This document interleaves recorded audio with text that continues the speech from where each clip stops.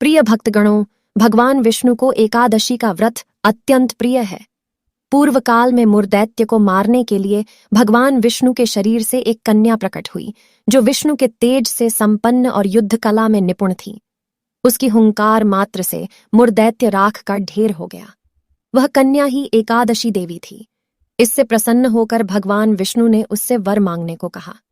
एकादशी देवी ने वर मांगा, यदि आप प्रसन्न हैं तो आपकी कृपा से मैं सब तीर्थों में प्रधान, सभी विघ्नों का नाश करने वाली व समस्त सिद्धि देने वाली देवी हूं। जो लोग उपवास, नक्त और एक भुक्त करके मेरे व्रत का पालन करें, उन्हें आप धन, धर्म व मोक्ष प्रदान कीजिए। भगवान ने वर देते हुए कहा, ऐसा ही हो। जो तुम्हारे भक्तजन हैं वे मेरे भी भक्त कहलाएंगे।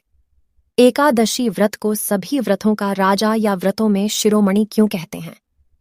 वैकुंठ धाम की प्राप्ति कराने वाला, भोग और मोक्ष दोनों ही देने वाला तथा पापों का नाश करने वाला एकादशी के समान कोई व्रत नहीं है, इसलिए इसे व्रतों का राजा कहते हैं। सभी व्रत, सभी दान से अधिक फल एकादशी व्रत करने से होता है। जैसे देवताओं में भगवान विष्णु, प्रकाश तत्वों में सूर्य, नदियों में गंगा प्रमुख हैं, वैसे ही व्रतों में सर्वश्रेष्ठ व्रत एकादशी व्रत को माना गया है। इस तिथि को जो कुछ दान किया जाता है, भजन पूजन किया जाता है, वह सब भगवान श्रीहरि के पूजित होने पर पूर्णता को प्राप्त होता है। संसार के स्वामी सर्वेश्वर श्रीहरि पूजित होने पर संतुष्ट होकर प्रत्यक्ष दर्शन देते हैं। इस दिन किया गया प्रत्येक पुण्य कर्म अनंत फल देता है और मनुष्य के 7 जन्मों के कायिक, वाचिक और मानसिक पाप दूर हो जाते हैं। विभिन्न नक्षत्रों का योग होने पर एकादशी व्रत का महत्व और भी बढ़ जाता है। जैसे जब शुक्ल पक्ष की एकादशी को पुनर्वसु नक्षत्र हो तो वह तिथिज्या कहलाती है। इसका व्रत करने से मनुष्य सभी पापों से मुक्त हो जाता है। जब शुक्ल पक्ष की द्वादशी को श्रवण नक्षत्र हो तो वह तिथिविजया कहलाती है।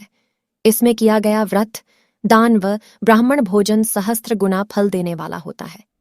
जब शुक्ल पक्ष की द्वादशी को रोहिणी नक्षत्र हो तो वह तिथि जयंती कहलाती है। इस दिन भगवान गोविंद का व्रत व पूजन करने से वे मनुष्य के सब पाप धो डालते हैं। जब शुक्ल पक्ष की द्वादशी को पुष्य नक्षत्र हो तो वह तिथि पापनाशिनी कहलाती है। इसका व्रत करने से संसार के स्वामी प्रसन्न होकर प्रत्यक्ष दर्शन देते हैं।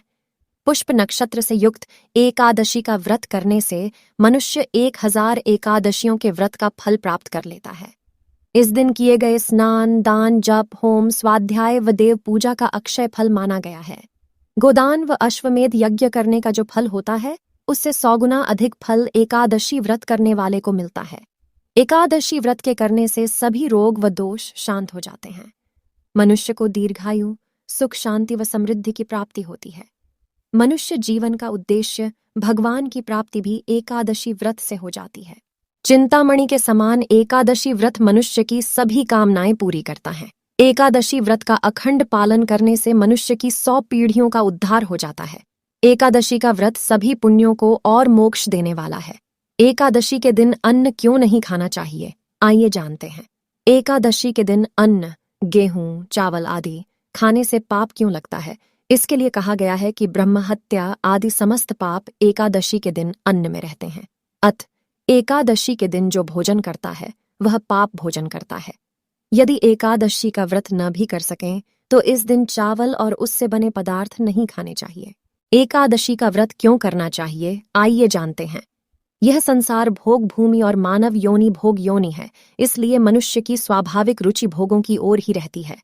मनुष्य यदि भोगों में ही लिप्त रहेगा तो वह इस संसार में आवागमन के चक्र से मुक्त नहीं हो सकेगा। संसार में सब कार्यों को करते हुए भी कम से कम पक्ष में एक बार मनुष्य भोगों से अलग रहकर स्व में स्थित रहे और अपने मन व चित्त को सात्विक रखकर भगवान की प्राप्ति की ओर मुड़ सके। इसके लिए एकादशी व्रत का विधान किया गया है। एकादशी नित्य व्रत है, इसलिए नित्य कर्म की तरह सभी वैष्णवों को इस व्रत का पालन अवश्य करना चाहिए। ज्योतिष शास्त्र के अनुसार शुक्ल पक्ष की एकादशी तिथि को चंद्रमा की एकादश 11 कलाओं का प्रभाव जीवों पर पड़ता है। चंद्रमा का प्रभाव शरीर और मन पर होता है, इसलिए इस तिथि में शरीर की अस्वस्थता और मन की चंचलता बढ़ जाती है। इसी तरह कृष्ण पक्ष की एकादशी तिथि को सूर्य की एकादश कलाओं का प्रभाव जीवों पर पड़ता है, इसी कारण उपवास से शरीर को संभालने और इष्टदेव के पूजन से चित्त की चंचलता दूर करने और मानसिक बल बढ़ाने के लिए एकादशी का व्रत करने का नियम बनाया गया है। एकादशी व्रत करने से वात आदि कितनी ही तरह की व्याधियों से मनुष्य की रक्षा होती है। यदि उदय काल में थोड़ी सी एकादशी, मध्य में पूरी द्वादशी और अंत में थोड़ी सी भी त्रयोदशी हो तो वह त्रिस्पृशा एकादशी कहलाती है। यह भगवान को बहुत ही प्रिय है। इसका उपवास करने से 1 सहस्त्र एकादशी व्रतों का फल प्राप्त होता है। दशमी युक्त एकादशी का व्रत कभी नहीं करना चाहिए। ऐसा करने से संतान का नाश होता है और सद्गति यानी विष्णुलोक की प्राप्ति नहीं होती है। तो दोस्तों, कैसी लगी ये जानकारी कमेंट में ज़रूर बताएं।